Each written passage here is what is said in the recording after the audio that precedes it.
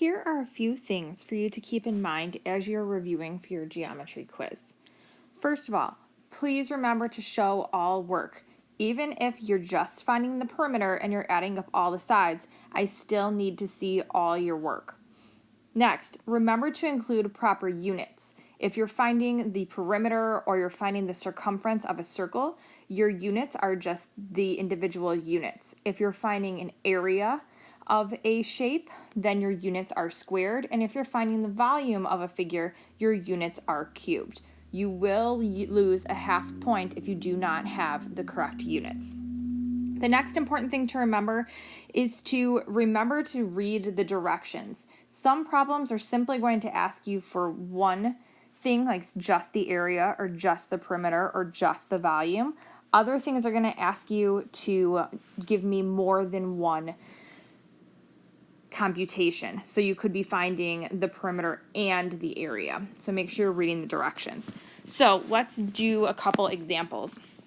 You will not be getting the formula for the perimeter of a rectangle or a triangle or a square or anything like that. You need to know that to find the perimeter, you simply add up all the sides. So if I'm looking at my rectangle that I have here, if I want to find the perimeter, I'm going to add up all the sides.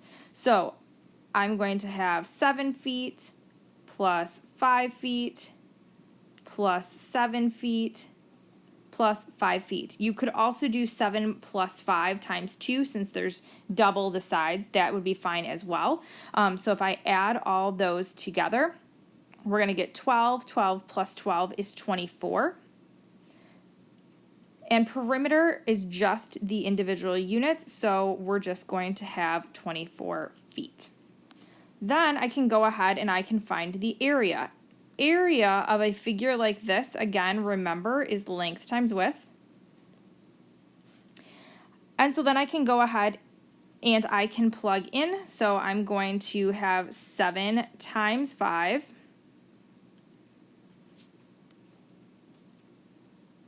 which equals 35, and this time my units are units squared.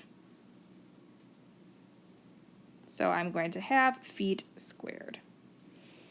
Okay, now I'm going to do the same thing for my circle. So I'm going to find the circumference and I'm going to find the area. Again, these formulas will be given to you. So I'm going to start with my circumference. And remember, the formula for the circumference is 2 pi r, or pi times the diameter. So I'm going to go ahead and I'm going to plug in. So I'm going to have 2 pi times 3. So that's going to equal 6 pi. You're going to go ahead and you're going to multiply that out longhand because you will not be using a calculator. But for the sake of space, here I'm going to multiply it. Remember that when you are multiplying by pi, pi is 3.14. So if I multiply this, I'm going to end up 6 times 3.14 gives me 18.84. Again, I'm including my units. My units for circumference, that's just like perimeter, the distance around. I'm going to measure that in just inches. And then the area is pi r squared.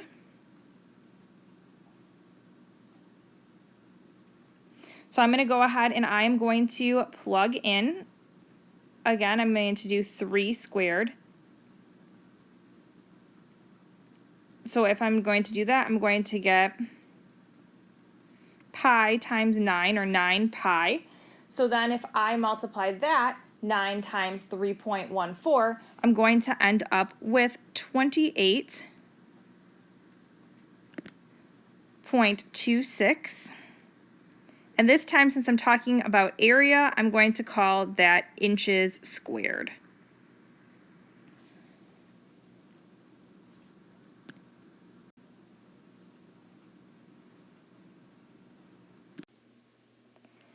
Next thing we're going to take a look at is we are going to take a look at volume. So remember, the area, or the volume of a shape is the area of the base times the height.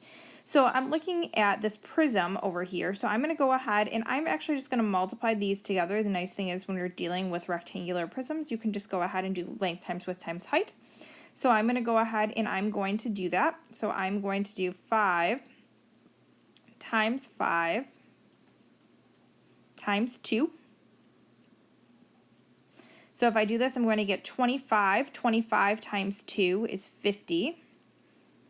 Now we're talking about volume, so when I include my units, I'm going to call them feet cubed. If you think about it, you're multiplying 3 units together, so that's why it's going to be a cubic unit. Now I'm going to go ahead, I'm going to do my cylinder, my little soup can shape over here. So I'm going to, same idea, remember that it is the area of the base times the height. My area of my base, though, is a circle, so we knew that the area was pi r squared, and then it's going to be times the height of our figure. So if I go ahead and I plug in here, I'm going to have pi times 3 squared times my height, which is 7. We're going to have pi times 9 times 7, which is 63. Then we can go ahead and we can multiply. When we end up multiplying, we're going to end up with a volume of 197.82. Same idea. We are still talking about volume, so we're remembering to include our units. We're including our volume units here of centimeters cubed. So you will be given the formula for the volume of a cylinder. Remember, you will not be given perimeter formulas, so you need to know those. Remember to include your work, your answer, and your units. Make sure you're looking at the directions to make sure if it's asking you to find more than one thing for that given figure.